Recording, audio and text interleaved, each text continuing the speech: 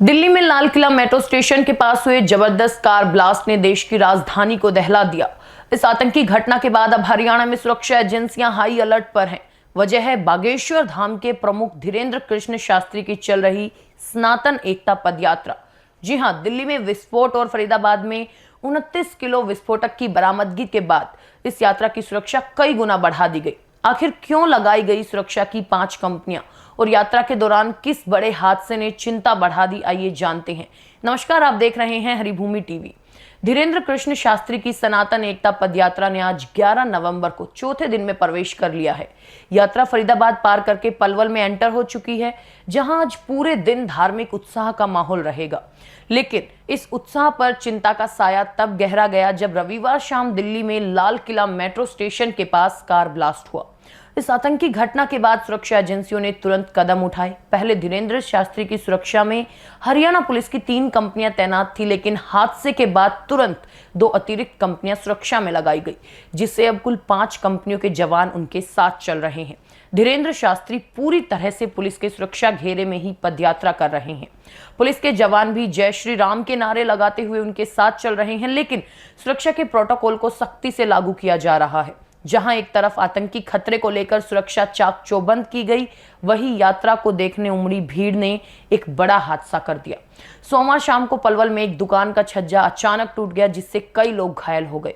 यह हादसा इसलिए हुआ क्योंकि धीरेंद्र शास्त्री की एक झलक पाने के लिए बड़ी संख्या में लोग छत और छज्जे पर चढ़ गए थे। लोगों के भारी वजन के कारण छज्जा ढह गया और इस घटना ने प्रशासन को भीड़ प्रबंधन और सुरक्षा नियमों को लेकर अतिरिक्त सतर्कता बरतने के लिए मजबूर कर दिया। इस पदयात्रा के दौरान धीरेंद्र शास्त्री ने दिल्ली ब्लास्ट और देश की सुरक्षा पर भी अपनी बात रखी। उन्होंने कहा कि विदेशी ताकतें कितनी भी कोशिश कर लें हमें तोड़ने की, लेकिन हम एकजुट होकर आगे बढ़ेंगे। उन्होंने ये भी बताया कि फरीदाबाद में एक देशद्रोही के घर से बम बनाने के काम आने वाला सफेद पाउडर मिला है। धीरेंद्र शास्त्री ने दिल्ली ब्लास्ट में मारे गए लोगों के परिवार को सांत्वना दी। उन्होंने साफ कहा कि जब तक विचारों का परिवर्तन नहीं आएगा तब तक वो नहीं रुकेंगे। यात्रा विश्राम के दौरान उन्होंने दिल्ली ब्लास्ट में मारे गए लोगों के लिए मौन भी रखा। सनातन एकता पदयात्रा का मुख्य उद्देश्य सामाजिक समरसता को बढ़ावा देना है और इस दौरान धीरेंद्र शास्त्री ने कई ऐसे कदम उठाए जो इस उद्देश्य को पुष्ट करते हैं। पलवल में गांव आसवटा के पास जब यात्रा रुकी तो धीरेंद्र शास्त्री ने सामाजिक समरसता बढ़ाने के लिए वाल्मीकि समाज के लोगों के साथ सड़क पर बैठकर नाश्ता किया। वृंदावन के चित्र विचित्र महाराज भी उनके साथ मौजूद थे। तीसरे दिन की यात्रा के दौरान सिकरी से पलवल में एंट्री पर सिख समुदाय ने धीरेंद्र शास्त्री को पगड़ी पहनाकर उनका सम्मान किया। यात्रा में कई लोग धर्मांतरण के विरोध में पोस्टर लेकर पहुंचे। धीरेंद्र शास्त्री ने भी इस पर अपनी राय रखी। उन्होंने कहा कि मुसलमानों को गालियां देने वाला कभी हिंदू नहीं हो सकता। उन्होंने जोर देकर कहा कि इस देश में जितने मुसलमान रहते हैं उनमें से ज्यादातर ऐसे हैं जिनके पूर्वज हिंदू हैं और अब समय बढ़िया है, वो वापस आ सकते हैं। 7 नवंबर को दिल्ली से शुरू हुई ये यात्रा अब तक करीब 40 किलोमीटर से अधिक का सफर तय कर चुकी है। पहले दिन 10 किलोमीटर चली यात्रा में केंद्रीय मंत्री मनोहर लाल खट्टर ने स्वागत किया। पूर्व क्रिकेटर शिखर धवन और WWE wrestler Dilip Rana the great खली भी शामिल हुए। दूसरे दिन 15 किलोमीटर चली यात्रा फरीदाबाद के दशहरा ग्राउंड से शुरू हुई। कथावाचक अनिरुद्धाचार्य भी साथ थे। इस दिन सुरक्षा घेरा तोड़कर आए भक्त को शास्त्री ने खुद बुलाया।